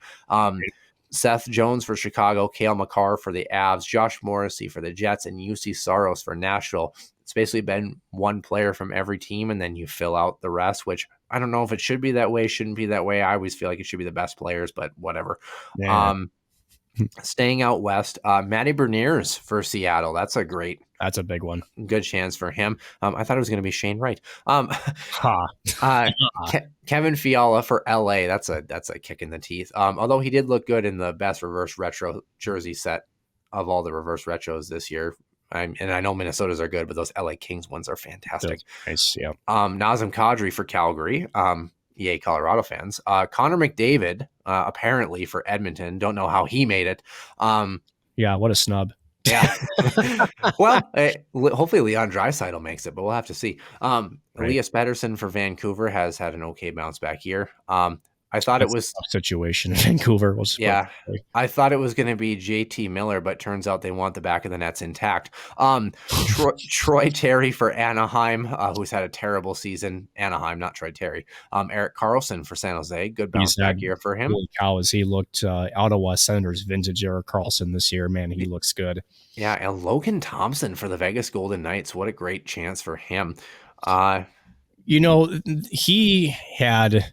because I was at their last game in Vegas against San Jose and watched them essentially, kind of complete their collapse. And it was to say that wasn't the fault of Logan Thompson. I think he earned that starting position and has carried it. I think he's earned that all-star bid. Granted, some injuries to other Vegas players, Jack Eichel, Jonathan Marchessault, Mark Stone's been injured too, may have surpassed him in the popularity contest had they been healthy, but Thompson certainly deserving the All-Star bid, and glad he's getting a chance to get recognized. Yeah, 2 more divisions here. Metropolitan Division, both Sidney Crosby and Alex Ovechkin making it for Pittsburgh and Washington, so I wonder who's going to go in place of Ovi. Ovechkin there? He hasn't even scored. He hasn't done much. Totally kidding. Yeah. Well, I was even fooled a little bit. Well, he's not going to go anyway because he never goes, right? No. But nonetheless, Johnny Gaudreau for Columbus, Kevin Hayes for Philly, which he was scratched the other night, albeit making the All-Star game. And John Tortorella was basically like, I don't give an F about the All-Star game, which to be fair, I mean, Kevin Hayes hasn't played well as of late. So, I mean, and to be fair, I mean, not all, well, for coaches, yeah, they never give it. Damn, anyway. So yeah. Jack Hughes for New Jersey. That Devils team is good this year. Brock Nelson for the Islanders. Andrei Svechnikov for Carolina, and Igor Shesterkin for the Rangers. In the Atlantic, Nikita Kucherov for Tampa Bay. I wouldn't have minded seeing Steven Stamkos. He's had a real great bounce back year. He can still vote him in, though. Dylan Larkin for Detroit. Mitch Marner for Toronto, which, okay. Austin Matthews. How many Leafs fans are going, why isn't it not Matthews? Anyway. Yeah, well, you still have a chance to vote him in through January 17th. 10 ballots per 24 hours.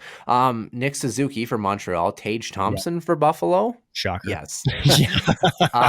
Brady Tkachuk for Ottawa. Matthew Tkachuk for Florida. That's pretty cool. That is pretty cool for a team that thought that maybe they won the offseason, has not been winning the regular season so far. I think Nick Perbix was supposed to go, but Matthew Tkachuk got scared.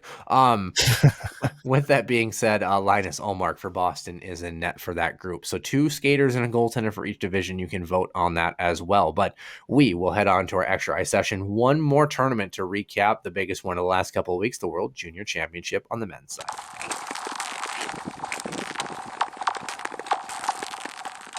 And welcome into the Extra Ice session. Noah Grant alongside Nick Maxon here. Nick, approaching an hour and a half on the show, so let's go for 2 hours. No, I'm kidding. Oh my gosh.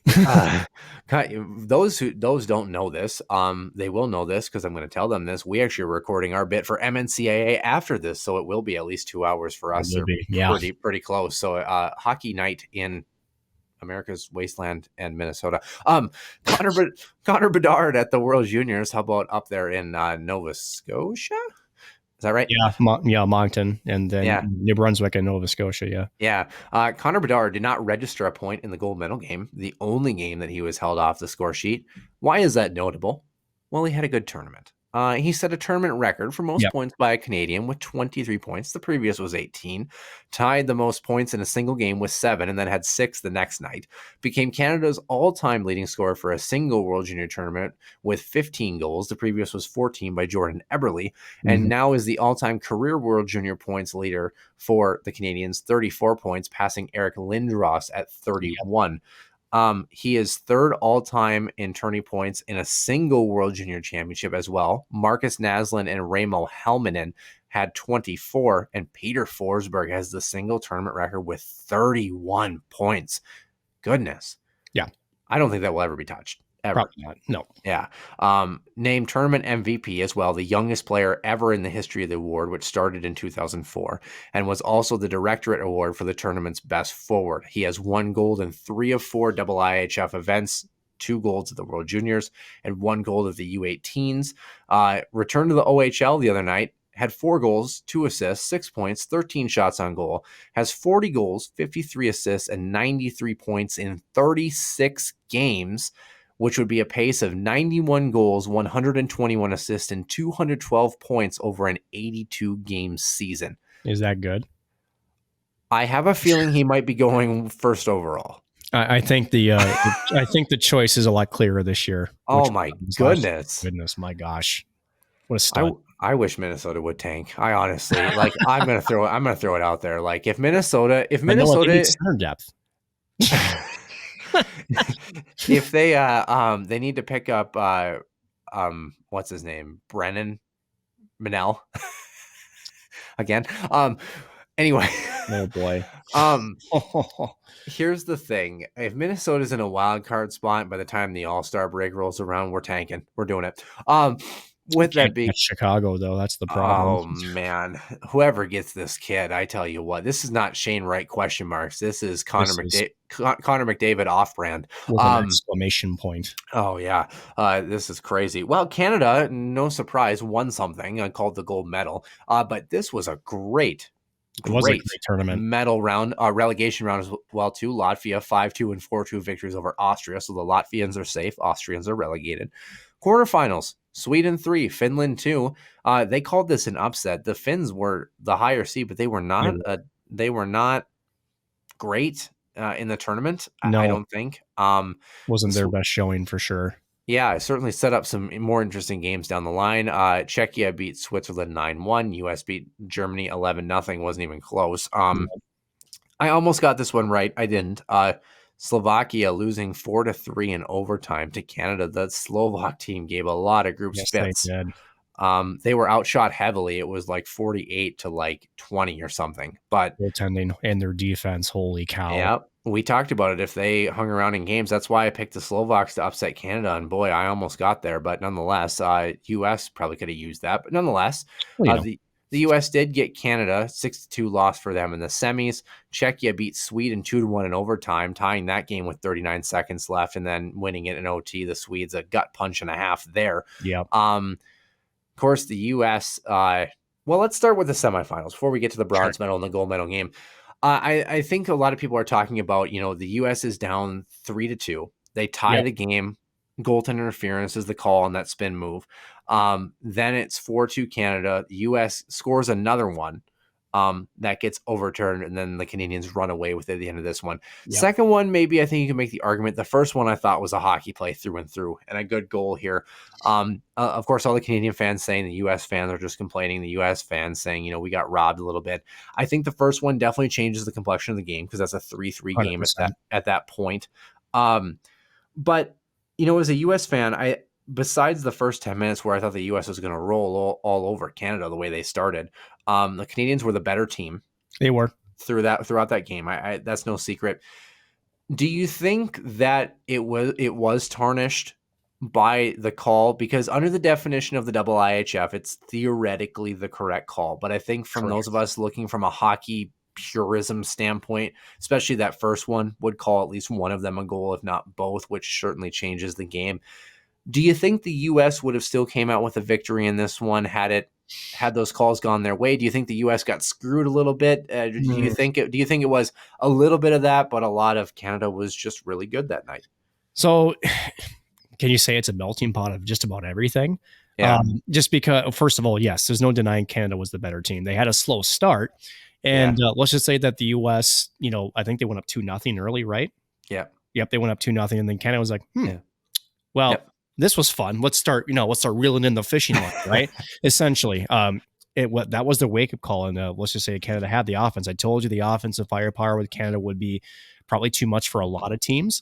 The one thing that we were suspect on was Canada's goaltending, and sometimes their defensive play was porous, and that's something that was a bit shocking even to me. I thought that they would be much better defensively, and at times they seemed to lapse. But the U.S. could have been up 3 or 4-0 in the first 10 minutes. They were all over them. The problem is that hockey is 60 minutes, not 10. So that's the first problem. And no secret that World Junior Games have started that way. 3-0 becomes 3-3, and it's seesaw. Yeah, because you get a little. I'm not sure if you would say you get complacent, but maybe you get comfortable, right? And it's like you can never be comfortable until it's 0-0 in the third period, right? So then, like you said, Canada comes back, ties it. They take the lead. U.S. thinks, and granted, I get the definition, right? I'm not as down on that play as a lot of other people. I don't like it myself personally. I think it's the IIHF has always had this very almost force field type, shall we say, protection of goaltenders, and the blue paint for that matter. Exactly. So it doesn't surprise me now from what we see here in the U.S., the NHL, different things. It's by definition a weak call for our perspective. Sure. Okay. I'll give you that. But at the end of the day, that can be with young kids, right? These are, young men, those types of calls coming back, especially when you're trying to stifle momentum from Team Canada, that can be a big momentum shift. And then when they go up by 2, you're trying to inch back, then that gets returned, right? You're almost like, okay, it's not just about a hockey game at that point. You're like, my gosh, like even the refs are against us, even though in reality it wasn't. Again, like you said, I agree with you. The second call is a little bit more clean cut than maybe the first one. But at that point, Canada seized momentum. They saw essentially, blood in the water. And when it became 5-2, I think everybody, including myself, was like, well, that just about does it there, Chief, right? And you could see it in the body language, too, of the U.S. players. I remember watching this game, and when 5-2 was on the board, I'm like, yeah, the shoulders were slouching. That same attack mentality, you got the sense that they even felt like they couldn't come back in that one. So it was disappointing. But as you mentioned, and we said it before, Canada was the better team throughout more of the hockey game. Yeah, the Scotiabank Center in Halifax, by the way, what a great venue it was for this. I mean, we talked about it not being in an NHL building, and I have to agree, those buildings that, are maybe around Ralph Engelstad sized or somewhere a little bit less or, whatever. Perfect, I think, for a tournament like that. So it was awesome. The crowds looked great as we moved on through the event. Bronze medal game. Boy, this was a game for the ages. Holy smokes. Yeah. 9 goals in period number 2. It was 1-0 after the first, 5-5 after 6-6. 6-6, yeah. 6-6, yeah, after the second. And then it was 7-7 after the third. The U.S. scoring with about 1:20 left in that one, and Sweden tying it with 21 seconds left. It was ultimately the U.S. winning this one 8-7 in overtime, a little backhand play. Far side blocker. It was Chaz Lucius, the former Gopher, that got the game winner in that one. I mean, that was classic. Everything, like, if that would have been the gold medal game, that would be one of the most iconic U.S. games in history, and that's saying something considering it wasn't against Canada, and it was still iconic even as a bronze medal game. It was very good. So congrats to the U.S. Sometimes it feels better, winning bronze than if you would win silver. This Czechia team was not half bad. Oh man, gave Canada a run for their money. I thought the Canadians were going to run away with it when it was 2-0, but they responded with less than 10 minutes in this one, 2-2, and they lose on the game winner in overtime, 3-2. Disgusting. Just you talk about, Yeah. maybe one of those, goals that kind of gets framed, right? For our guy, Connor Bedard. What a nasty through 3 people backhand tuck. You got to really tip your caps to Czechia throughout this entire tournament. I think that, even with the Slovaks, they did not look like 2 teams that were intimidated by anybody. Dylan Gunther, by the way, was the game winner. Remember, Connor Bedard didn't have a point. So, right.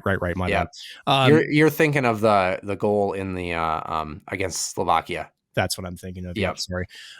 But at the end of it, both the Czechs and the Slovaks throughout this entire tournament, it was like men versus men, right? And I say that not, literally, obviously, but, in times of past, they haven't had maybe the most, deep of a team.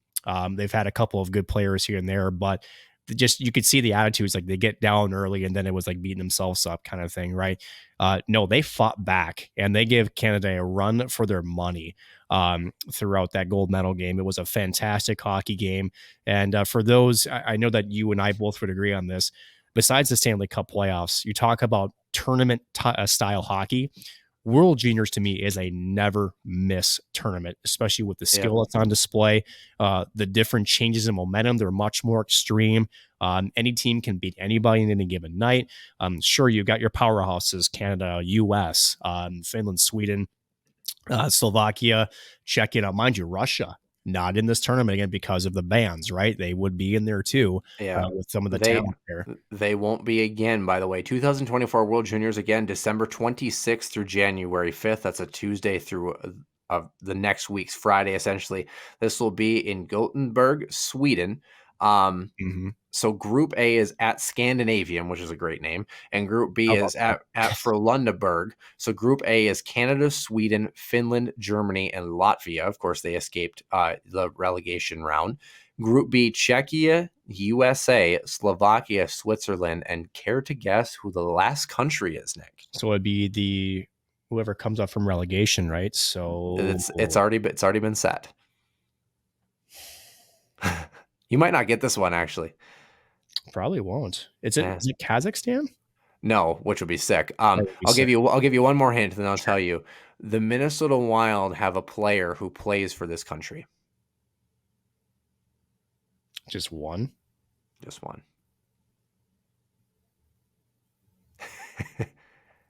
He's pretty good.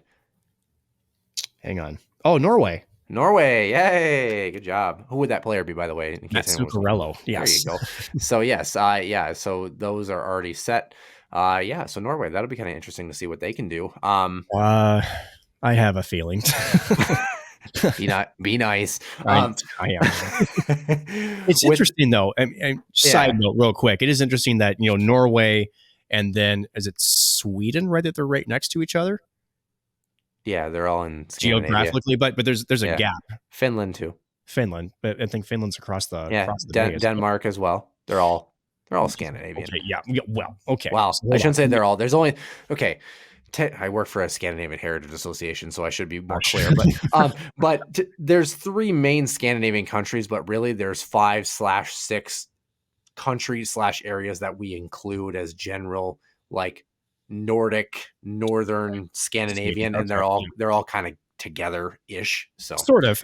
So Sweden's like directly border, with Norway. Finland's across the Baltic Sea, but it's just interesting how Sweden and Finland, very hockey-heavy countries, yet Norway not so much like at all. Like to me, it's kind of interesting how they're essentially geographically tied, and yet the way that Sweden and Finland are producing hockey talent, you would think Norway being right there that they would also be producing more higher level talent. They just aren't, and I don't know if that's just a difference in approach, or maybe they're just not into the hockey as much as their neighbors are. It's just, to me, I've always found that fascinating. That's just No, so this was actually decided before the World Junior tournament. So they did beat Kazakhstan though. That's okay to get there. So Kazakhstan and France were both on the podium. Hungary, Denmark, and Slovenia were the rest of the field. So, Norway's starting goaltender is 5'9". Oh boy. Okay. Yeah, so with that being said, of course, other hockey going on here, like we mentioned, the Minnesota Wild next week in New York for a pair of games Tuesday and Thursday, at home against Arizona on Saturday, before a 3-game Southeast road swing that will cover the following week. Women's hockey wise, of course, St. Cloud will travel to Mankato. They are on the road Friday, Saturday, a big weekend for them. And on the men's side, they will host Colorado College Friday and Saturday as well at the Herb Brooks National Hockey Center. So you certainly will not want to miss it. Nick, anything else you had to add? No, I think good. Yeah, so we are going to record some NCAA stuff too, so definitely check that out as well. We'd love to have our listeners hop on over and hear some more previews and dive a little more in-depth about Colorado College this weekend on the men's side. For Nick Maxon, I'm Noah Grant, and we will see you soon for episode 145 in the Den.